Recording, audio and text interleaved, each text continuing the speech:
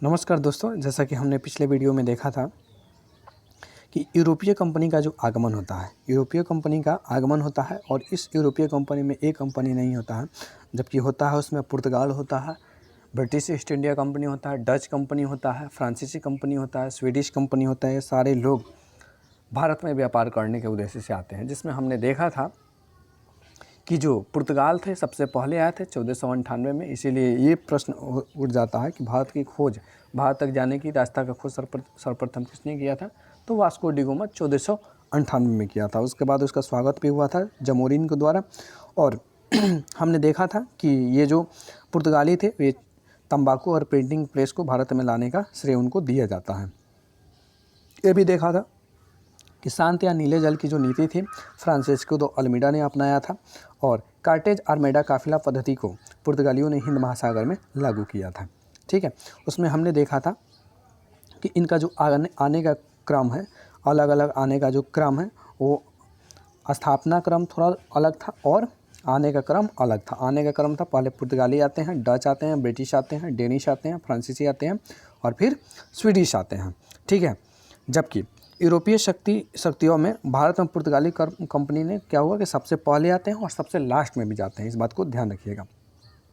उसके बाद हम लोगों ने देखा था कि कुछ शहर थे यहाँ के प्रसिद्ध शहर उस समय के, जैसे कलकत्ता थे तो इसके संस्थापक जॉर्ज चर्नो को जाना जाता है, मद्रास के संस्थापक फ्रांसिस डे को जाना जाता है, नई दिल्ली के संस्थापक एडविन लुटियंस व हर्बर्ट बेकर को माना जाता है, बम्बई के संस्थापक गेराल्ड आंग्याल को माना जाता है। उसके बाद देखे थे हो जाता है 1759 ईस्वी में मार किसके बीच में? डच और अंग्रेज के बीच में। और यहाँ पर जब बहुत सारे यूरोपीय कंपनी हुई तो समस्या ये था कि उत्पाद एक ही था, एक ही वस्तु को लेकर उन लोगों में विवाद हो जाता था। वे चाहते थे हम ज़्यादा व्यापार करें, वे चाहते थे हम ज़्यादा व्यापार करें। तो जब कहीं भी किसी भी सामान के लिए अगर एक से ज़्यादा प्रतिद्वंदी होंगे तो मार होना स्वाभाविक है। तो 1759 में हो जाता है मार, जिसको युद्ध के नाम से जानते हैं, वेदरा का युद्ध। इसमें डच एवं अंग्रेज के बीच में एकदम घमासान मार होता है और इसमें जीत जाता है अंग्रेज, चूँकि शक्तिशाली स्थिति में था। उसके बाद जो हो जाता है 1760 में फ्रांसीसी से युद्ध, और उसमें वांडीवास के युद्ध कहते हैं, उसको वांडीवास के नाम से जानते हैं। तो उसमें फ्रांसीसी भी हार जाते हैं। और उसके बाद हम लोगों ने क्या किया था कि हम लोगों ने शादी भी कराई थी। किसका शादी? तो जो इंग्लैंड के राजा चार्ल्स द्वितीय थे उनका शादी हम लोगों ने कराया था पुर्तगाल के राजकुमारी कैथरीन के साथ। और इनको दहेज में मिल जाता है बम्बई द्वीप, और इस बम्बई द्वीप को इंग्लैंड के राजा ने ब्रिटिश ईस्ट इंडिया कंपनी को 10 पाउंड वार्षिक किराए के दर पर इसको रेंट पर लगा दिया था।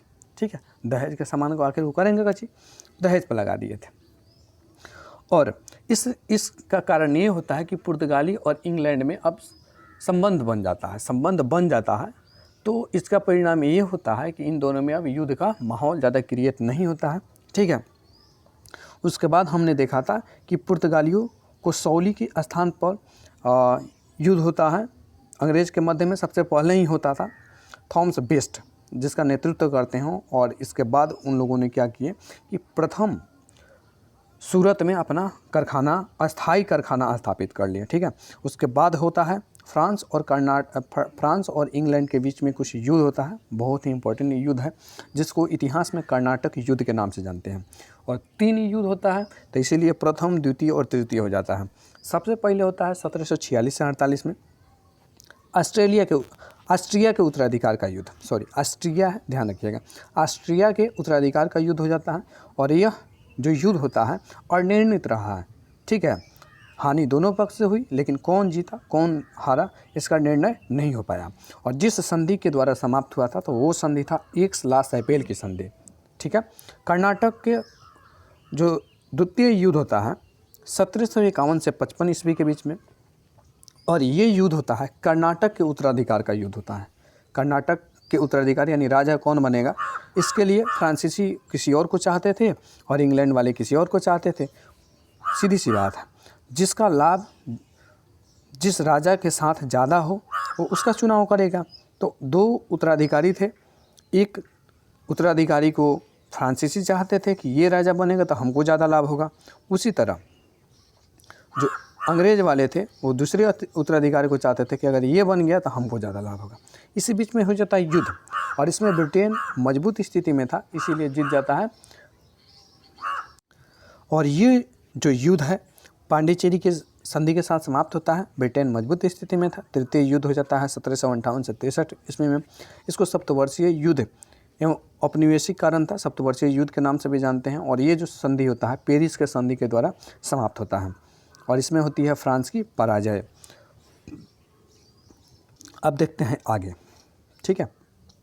अब युद्ध के मैदान में यानी भारत में सारे प्रतिस्पर्धी, जो मुख्य प्रतिस्पर्धी इंग्लैंड के थे, वे हट गए हैं। कौन कौन?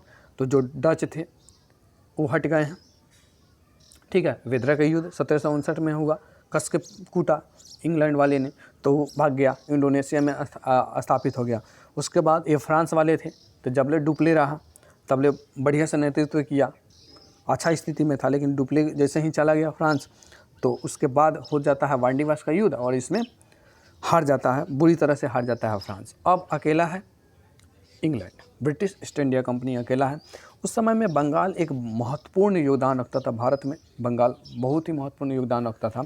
ऐसा माना जाता है कि जो टोटल सबसे सुदृढ़ स्थिति में, ऐसा मानिए ना, सबसे सुदृढ़ स्थिति में बंगाल ही था। तो अब देखते हैं अब वहाँ के राजा और ब्रिटिश ईस्ट इंडिया कंपनी में जो संबंध होंगे वो निर्भर करेगा। अगर अच्छा संबंध होंगे तो अच्छा से इनका व्यापार होगा, अच्छा से लाभ होगा। अगर संबंध अच्छा नहीं होता है, तब नहीं होगा, तो ये क्या चाहेंगे, इनका लाभ प्रभावित होगा। और इस प्रभाव से बचने के लिए ये जो ब्रिटिश ईस्ट इंडिया कंपनी ये चाहेगा कि कोई ऐसा राजा बने जो हमारे अकॉर्डिंग चले, हम जैसे चाहें वैसे वो करे, हमारे अकॉर्डिंग थोड़ा रूल बना दे, थोड़ा लोचशील हो। तो चलिए इसी बीच में हो जाता है, ये महत्वपूर्ण टॉपिक है। ईस्ट इंडिया कंपनी और बंगाल के नवाब को देखेंगे आखिर कैसा क्या क्या संबंध रहता है। पहला जो प्रश्न है, मुगल सम्राट द्वारा स्वतंत्र रूप से नियुक्त बंगाल का अंतिम गवर्नर कौन था? तो मुर्शिद कुली खां थे। मुगल सम्राट द्वारा स्वतंत्र रूप से नियुक्त बंगाल का अंतिम गवर्नर कौन था? तो मुर्शिद कुली खां थे। मुर्शिद कुली खां ने अपनी राजधानी ढाका से कहाँ स्थानांतरित की? तो मुर्शिदाबाद। पहले बंगाल का राजधानी ढाका था, ठीक है। जैसे ही मुर्शिद कुली खां ने स्वतंत्र बंगाल को बना लिया, तो अब उसने अपनी राजधानी ढाका से मुर्शिदाबाद स्थानांतरित कर दी। ध्यान रखिएगा, बंगाल के किस गवर्नर ने यूरोपीय की तुलना मधुमक्खियों से की थी? तो अलीवर्दी खां। किसने? अलीवर्दी खां। उसके बाद है 20 जून 1756 को प्रसिद्ध ब्लैक होल की घटना बंगाल के किस नवाब के शासनकाल में हुआ? तो सिराजुद्दौला के मध्य हुआ, ठीक है। नवाब के किस 20 जून 1756 को प्रसिद्ध ब्लैक होल की घटना बंगाल के किस नवाब के शासनकाल में हुई? तो सिराजुद्दौला के शासनकाल में हुआ। इसमें अंग्रेज़ों ने कुछ ज़्यादा ही उत्पाद मचाया था, इसीलिए सिराज गुस्सा आकर क्या किया कि सारे अंग्रेज़ को पकड़ लिया। कासिम बाज़ार में जितने अंग्रेज़ थे सारे को पकड़ के एकदम, एक छोटा सा कमरा था, उसमें 146 वो अंग्रेज़ थे, ऐसा लिखित रूप से वर्णित है। और उसको एक ही कमरा में, छोटा सा कमरा था, उसमें भर भर के रख दिया गया। मॉर्निंग हुआ तब तक उसमें केवल 23 ही बचे थे, बाकी लोग का टिकट कट गया था। इस पर अंग्रेज़ को बड़ा बुरा लगा। अब वे रॉबर्ट क्लाइव उस समय में मद्रास थे, अब वे वहाँ से चल देते हैं और आते हैं बंगाल। और बंगाल की जब आते हैं तो मामला थोड़ा यहाँ गड़बड़ हो जाता है। अब देखिए, अब आगे देखते हैं कि 9 फरवरी 1757 को अलीनगर की संधि किसके मध्य संपन्न होता है? तो ये अलीनगर का संधि होता है, फरवरी में होता है, तो क्लाइव और सिराज के बीच में होता है। और उसके बाद भारत वर्ष में ब्रिटिश साम्राज्य के संस्थापक किसको माना जाता है? तो रॉबर्ट क्लाइव को माना जाता है, जिसने प्लासी का युद्ध कब होता है? तो प्लासी का जो युद्ध होता है 23 जून 1757 में बंगाल के नवाब सिराजुद्दौला और रॉबर्ट क्लाइव के मध्य होता है, जिसमें सिराजुद्दौला पराजित हो जाते हैं। कारण भी था क्योंकि इनका जो मुख्य सेनापति था मीर जाफ़र पहले ही रॉबर्ट क्लाइव से मिल गया था और सिराज को धोखा दे देता है। कहाँ धोखा देता है? तो युद्ध के मैदान में ही, ये आया ही नहीं। सबसे बड़ा सेना का टुकड़ी इसी के पास था।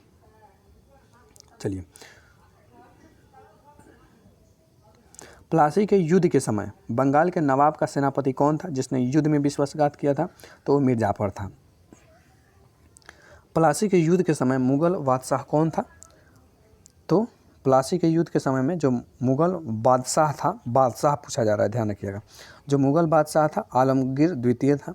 प्लासी युद्ध के पश्चात बंगाल का नवाब कौन बना? प्लासी युद्ध जब समाप्त हो जाता है, जब सिराज मर जाता है, उसके बाद बंगाल का नवाब कौन बनता है? तो बंगाल का नवाब बनता है मीर जाफ़र। भारत में ब्रिटिश प्रभुत्व की शुरुआत किस युद्ध से मानी जाती है? तो प्लासी के युद्ध से मानी जाती है। हुआ कब? 23 जून 1757 को। प्रमुख घटनाएं और उनकी तिथियां थोड़ा देख लें। ब्लैक होल की जो घटना है 20 जून 1756 को हुआ था। अरे यार सही है, बात है, हमसे अच्छा बोल लेता है तो हो गया।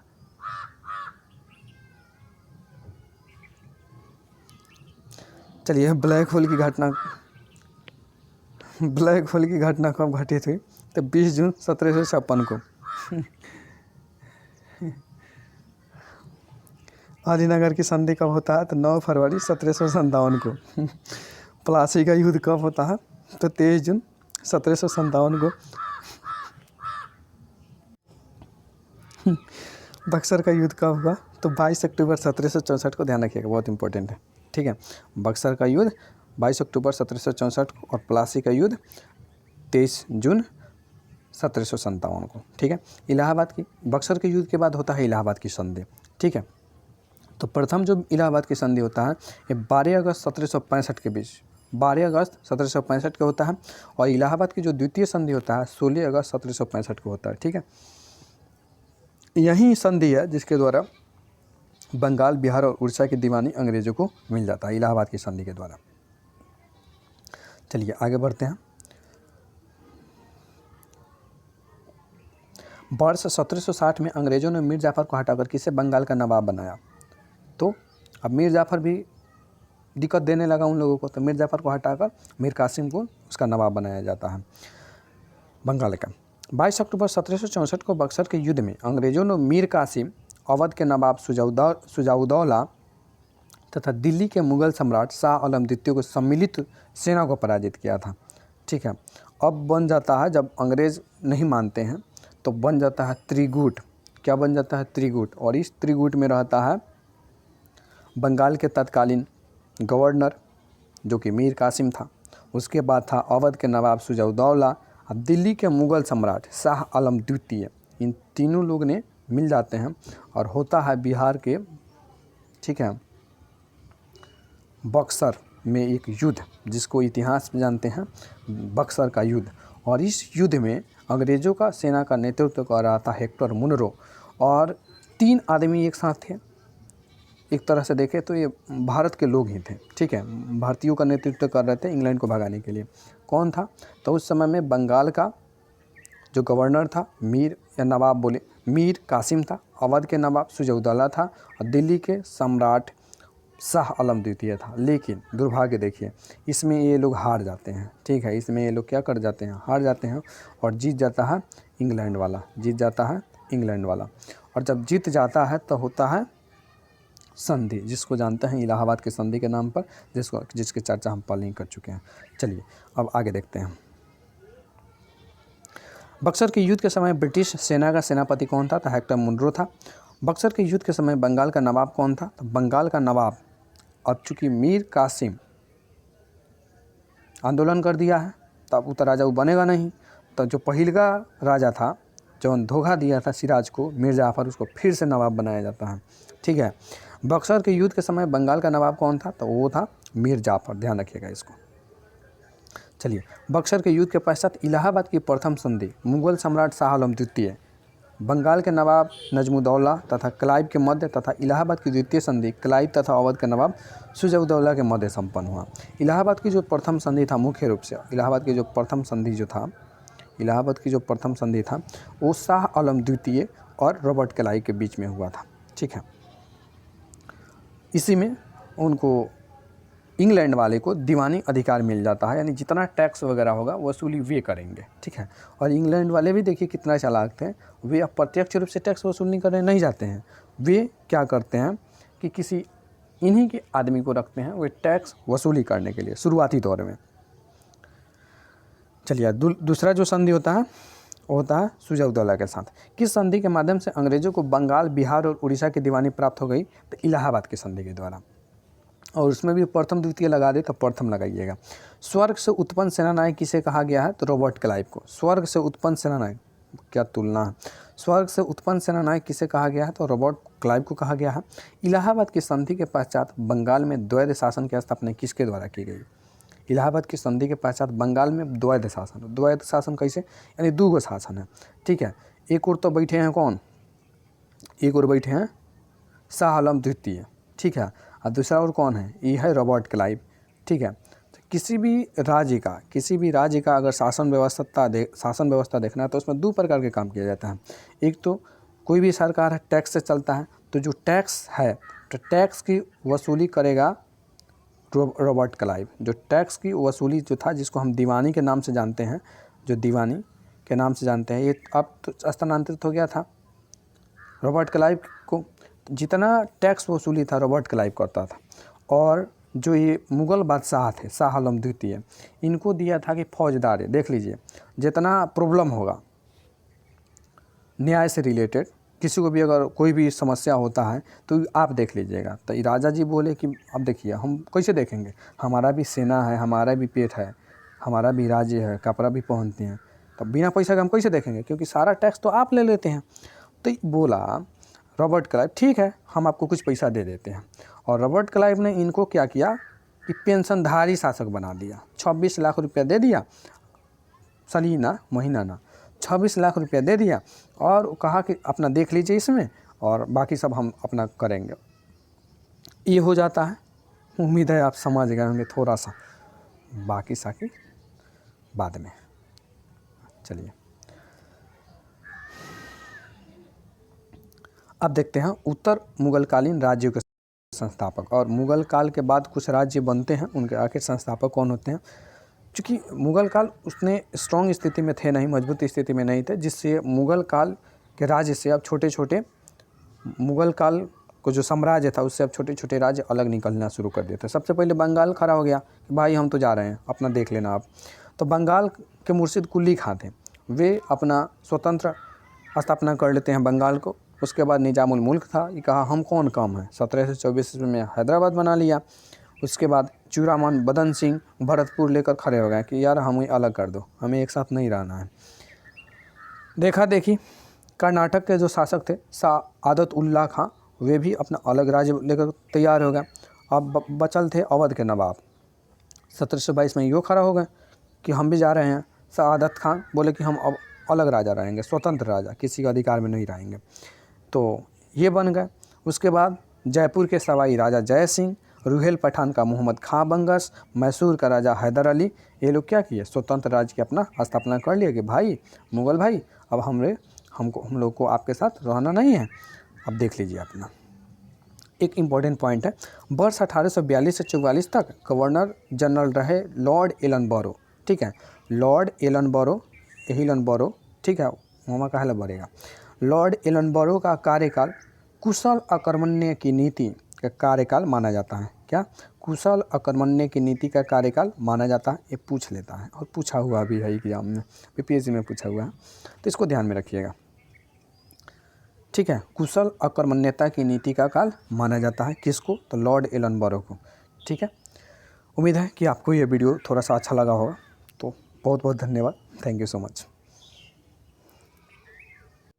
मिलते हैं अगले वीडियो में एक नए टॉपिक के साथ, और वो हमारा जो टॉपिक रहेगा कि अब क्षेत्रीय राज्य और पंजाब एवं मैसूर अगले वीडियो में देखेंगे। तब तक के लिए जय हिंद, टेक केयर।